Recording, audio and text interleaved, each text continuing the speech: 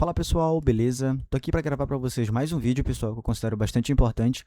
Recentemente, pessoal, o Copom definiu que a taxa Selic vai ficar 14,75% ao ano.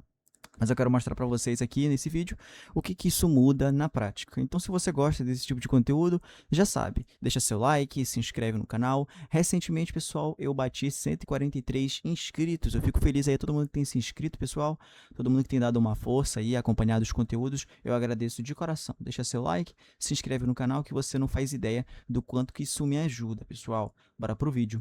Pessoal, recentemente eu abri aqui o Investidor 10, a taxa Selic hoje ela está 14,75% ao ano, né? No início de 2026 ela começou a 15%, na verdade ela está desde julho de 2025 a 15% e ela tem se mantido bastante, na verdade foi uma alta muito contínua, né? Durou 6 meses com essa taxa de 15%.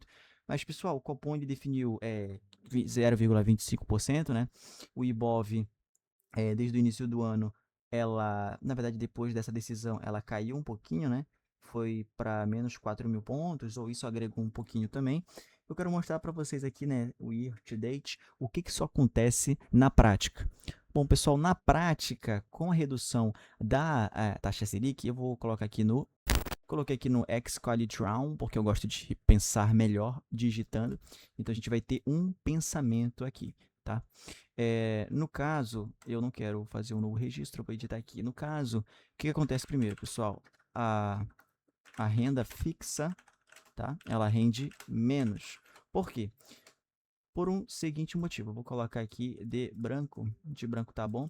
A renda fixa rende menos por dois pequeníssimos motivos. Deixa eu pegar aqui um pouco mais, tá bom, deixa assim grosso. Por que dois motivos? A taxa Selic, a gente tem a Selic a 14,75%. Estava tão acostumado com 15% que eu ia colocar 15%, eu juro. Na verdade, ela está a 75% ao ano.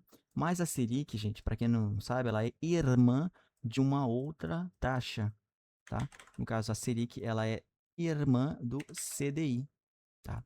O CDI, todos os seus investimentos, eles são atrelados ao CDI. Então, se a taxa Selic fica menor, o CDI ele fica menor também. Então, a gente tem aqueles investimentos que a gente sempre indica que a pessoa ela guarde no investimento 100% do CDI, 120% do CDI. Então, você vai pegar o seu CDI, né, que tem a calculadora do CDI. Eu até puxei aqui a calculadora do CDI para ficar melhor. A gente consegue colocar aqui, sei lá, R$ 1.000 em 121% do CDI durante um mês. Vamos calcular. Ele rendeu 1,15%. Mas e se fosse somente a 100% do CDI? Quanto é que ele ia render em um mês? 1,15% também? Não entendi. Deixa eu colocar 150% do CDI. CDI acumulado no período 1,15. Eu acho que ele está editando ainda com o CDI anterior, não está com o CDI atualizado, não. Mas enfim, é assim que funciona uma calculadora de CDI. Então, primeira coisa é que a renda fixa rende menos. Tem lá aquela tua caixinha do Nubank, eu vou colocar aqui de roxo, será que dá? Eu que não sei. Aqui, ó, tua caixinha do Nubank, se ela rende 121% do CDI, ela automaticamente vai estar atrelada a esse rendimento aqui. E se esse rendimento estiver bem pequeno, né? Se tiver 15%, 20%, ele vai estar totalmente redirecionado a esse investimento aqui. Uma outra questão é que a nossa querida bolsa de valores, ela tende a subir. Por quê, pessoal? Ela tende a subir por um simples motivo. Imagina que você tem lá a Tesouro Selic a 15%, tá? Digamos a 15%. Na verdade, é só um exemplo porque ela está 14,75. Porém, ela está disputando versus uma ação, vou colocar uma ação aí, sei lá, ação do Itaú, Itube 3. O Itube 3, ele está pagando, não, atualmente ele está 11% do CDI. Só que, pessoal, muitas pessoas elas não se dão conta que o Itaú, ele não somente tem a questão dos dividendos a 11%, ele também tem um valor de valorização atrelado a ele. Então, você tem que fazer essas contas também.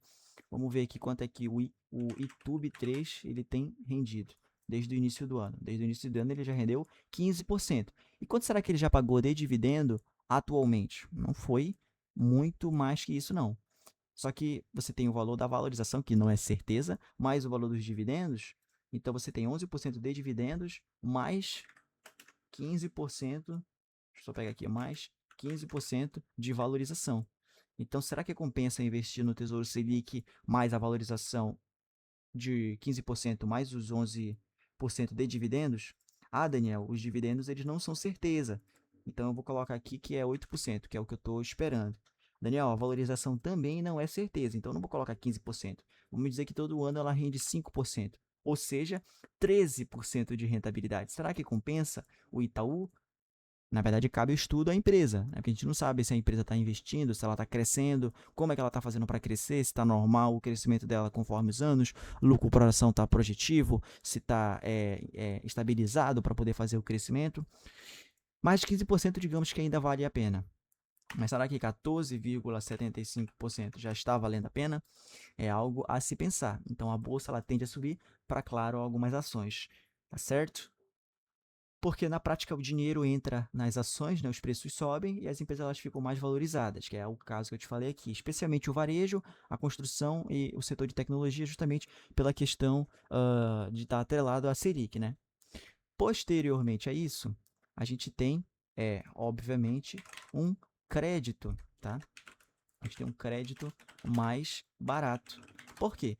Todo tipo de empréstimo que você faz, seja ele empréstimo imobiliário, automobiliário, seja ele do seu cartão de crédito, eles são atrelados ao Selic, estão diretamente interligados à taxa Selic. Então, se a Selic ela fica mais barata, os empréstimos também ficam. No caso, as empresas elas pagam mais crédito para crescer e os consumidores financiam mais, porque a taxa fica mais barata, né? De casa, de carro, e a economia ela tende a crescer.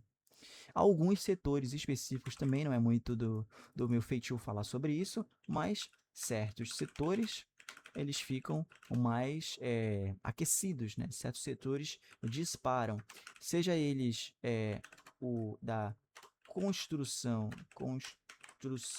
civil. Por quê? Porque é atrelado à empresa MRV, Cirela, como eu disse, é atrelado os empréstimos de construção para poder comprar os materiais ou imóvel ao Selic. Os setores de varejo também, justamente porque todo lugar que você vai, eles pedem você tirar o cartão, é atrelado à taxinha Selic também. E, claro, os fundos imobiliários. Por quê? Principalmente vou colocar FIs, os FIIs, né, fundos imobiliários, eles são atrelados principalmente aos de papel, à taxa Selic. Os contratos que eles fazem está totalmente interligado à taxa Selic também. O próximo passo do que pode acontecer é o dólar pode subir, tá? Por quê? Porque o real ele pode desvalorizar com a subida da Selic e o dólar ele tende a valorizar. Então fica mais barato, quer dizer, fica melhor você tirar o seu investimento do Selic do Brasil e fazer a conversão para o dólar e investir em dólar. Por isso que ele tende a subir. Então, em resumo, pessoal, a Selic cai, a sua renda fixa piora, ou seja, rende menos, o seu dinheiro migra, porque ele sai da renda fixa e vai para a renda variável, para a bolsa, e o crédito aumenta. O crédito fica mais barato, os certos setores disparam, o dólar sobe e a economia aquece. Mas, Daniel, será que você não está sendo duro demais? Por quê, pessoal?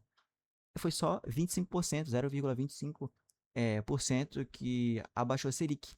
Então pode ser que não seja todo este alarde. Me conta aí nos comentários o que você acha. Por aqui eu sigo investido. Para você que gostou desse vídeo, deixa seu like, se inscreve no canal. Valeu, falou, até logo.